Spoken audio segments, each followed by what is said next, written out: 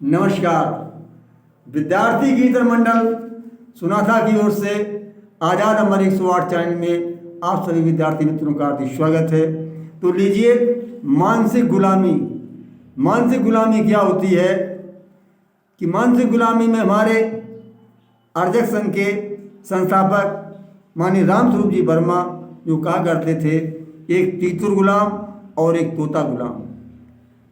तीतुर गुलाम मानसिक गुलामी वाला है, लेकिन तोता मानसिक गुलामी वाला नहीं है। जो सुभाष चंद्र बोस ने ये कहा था कि काया जरूर बन जाती है पर बांधे नहीं राधे जाते हैं।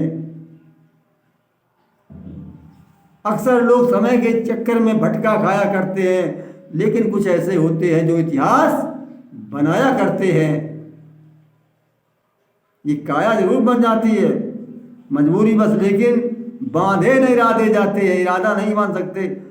तोता की खिड़की खुली नहीं कि तोता पर्दे चला जाता है, लेकिन तीतुर वो निकल जाता है और मालिक जहाँ कुट कुट किया पिंजड़े के अंदर, पिंजड़े पर पास में आ जाता है, उसमें घुस जाता है। ये मानसिक गुलामी किस तरह से थोपी गई कि ये नियम है, ये सर्वगत नियम बताया गया है कि देखिए कि जो विजेता, वही विजेता होता है जब वो किसी देश पर आक्रमण करता है और वहाँ पर विजय प्राप्त कर लेता है। तो विजय प्राप्त करके सबसे पहले वो उसकी संस्कृति पर प्रहार करता है, उसकी भाषा पर प्रहार करता है, उस पर चोट करता है, उसको मिटा देता है। तो जब भाषा और संस्कृति का जब मिटा देता है, वो अपनी उस सौंप देता है। जिस प्रकार इस्लाम ही लोग अफगानिस्तान या दूसरे देश से आए और दूसरे तुर्किस्तान से, इन्होंने सबसे पहले हमारे यहाँ के हिंदू संस्कृत साहित्य नष्ट किए और अपना साहित्य दिया, उर्दू दी, लोग दिए कि बड़ी बड़ी नौकरियां मिलेंगी इनको पढ़ने की, उनका साहित्य समाप्त कर दिया। अपने ही आचरण, आधार, व्यवहार और त्यौहार उन्होंने सौंपने शुरू कर दिए। तो काफ़ी लोग जो हिंदू धर्म के थे, वो हिंदुओं ने इस्लाम धर्म इसीलिए स्वीकार कर लिया कि वो इस हिंदू धर्म में वो अपमानित हो रहे थे, क्योंकि एक हिंदू पर एक ऊंचा और एक नीचा है। वो साथ बैठने में, साथ खाने पीने में परहेज करता, इसीलिए काफ़ी हिंदू मुसलमान बन गए और उन्होंने अपनी, और जो नहीं भी बन गए उनके भी भावना धारण हो गई। उन्होंने, मुसलमानों ने अपने पूर्वजों की बातों को दिया और ये कहा, समझाया। तो और मजबूरी थी, मानना था, नहीं तलवार के बल से मना लेते थे। अब विजेता है वो, जो कुछ कहेगा उसके शासन में, जो नियम कानून पास करेगा उसको उसे करना होगा। अब देखिए, अब धीरे धीरे वो पीढ़ी समाप्त हो गई।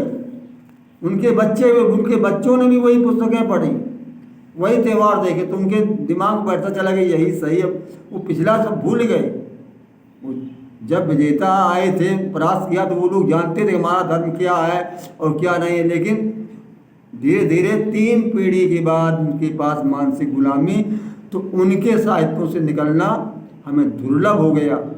ये हिंदू धर्म ही क्यों सबसे कम इस दुनिया में है कि पहले वैदिक, सनातन वैदिक था, उसी से हिंदू, जिसको ब्राह्मण धर्म भी कहा जाने लगा। इसकी कृतियाँ देख करके सिख बन गए, सिख समुदाय अलग हो गया, ईसाई अलग हो गए, उन्होंने ईसाई धर्म स्वीकार कर लिया, नया धर्म उदय हुआ, बौद्ध अलग हो गए, इस्लाम, कई एक धर्म इस सनातन धर्म से टूट कर निकल गए। हिंदू कुछ नहीं रह गया, क्योंकि इसकी बदतमीजी थी हिंदू की। एक इंसान को नहीं इंसान समझता था, इसका यही एक कारण था। और इस पाखंड बाद इस्लाम गया, अंग्रेज आए, उन्होंने अपनी अंग्रेजी सौंपी, अंग्रेज चले गए, गुलामी में हम फंस गए। इस्लाम का शासन जो चला वो समाप्त हुआ।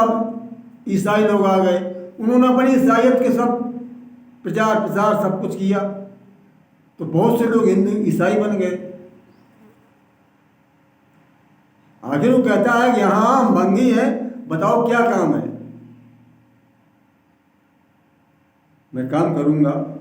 लेकिन ब्राह्मणवादी पुराणों में कोई बदलाव हो। मनुस्मृति की बात की जाए तो मनुस्मृति में बहुत से श्लोक हमने देखे हैं, अच्छे लगे। हमें तो ये मालूम हो रहा कि मनुस्मृति में ये तथ्य जोड़ दिए गए हैं जो शूद्र के लिए नियम बनाए गए हैं कि वो वेद नहीं सुन सकता, पढ़ नहीं सकता, ऊंचे आसन पर बैठ नहीं सकता है, अगर ऐसा कहे तो उसकी आंखें फोड़ दो, जो कुछ कहे तो जीभ काट दो उसकी, अगर कुछ कहे अगर पढ़ने लगे तो ये संभव दिखाया गया। ये सब इसलिए दिखाया गया कि ताकि डरो, ऐसा कर्म मत करना, ये केवल ब्राह्मणों का ही कार्य है। इन्होंने ये भय दिखा दिया उसमें। हिंदुओं की पाखंडता से सबसे पहले यहाँ पर वो आर्य लोग आज उन्होंने दिया था, और जो मनुस्मृति में वो दिया, ये नियम का पालन करना। ये लोग और वेदों की और शास्त्रों की बात बता दी कि वेदों शास्त्रों में लिखा है, लेकिन वेदों शास्त्रों में नहीं लिखा है। ये हम देंगे वीडियो, जो महर्षि दयानंद जी वो ब्राह्मण कुल में पैदा हुए, इसीलिए उन्होंने सब कुछ पढ़ लिख करके जान लिया था। जब मनुस्मृति में लिखा यत नार्यस्तु पूजन्ते रमन्ते तत् देवा, जहाँ पर स्त्रियों की पूजा होती वहाँ पर देवता निवास करते, वहाँ भगवान निवास करते, तो फिर कैसे ये सकता था कि एक मनुस्मृति में मनु एक नारी की निंदा करते? मनु ने नहीं ऐसा कहा होगा। अगर मनु ऐसे कहते तो एक नारी की पूजा के लिए प्रतिष्ठित बताया गया है। ये मनु को बदनाम भी किया गया है। ये मनुवादी लोग कहते हैं, ब्राह्मणवादी है ये ब्राह्मण धर्म, इन्होंने अपने ही फायदा के लिए मनु को बदनाम कर दिया।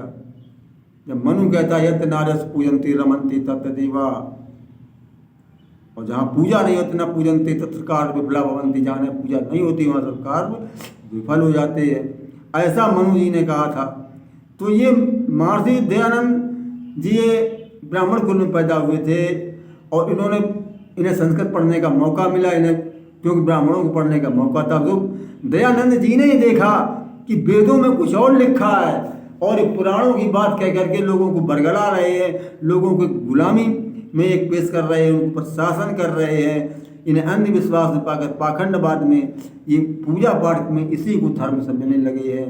लेकिन धर्म का एक सार ये है कि जब तक हम अपने माता पिता या दीन परोपकार शताम विभूतिया परोपकार दया धर्म नहीं है। उदार चरता नाम तु वसुंधै कुटुंबकम आयम निजा परा वेति गणना लघु चेतसाम उदार चरता नाम वसुंधै कुटुंबकम। जब वसुंधै कुटुंबकम की भावना हृदय में आ जाएगी, ये सारा परिवार, ये ब्रह्मांड, ये सारी दुनिया ये एक परिवार के समान है, तो मानो मानो में जो ये भेद है, ये ईर्ष्या है और द्वेष जलन है, इसका समास हो जाएगा। लेकिन ये ब्राह्मणवादी ग्रंथों के रहते हुए आप कभी भी इस पर सफलता नहीं प्राप्त कर सके। नमस्कार।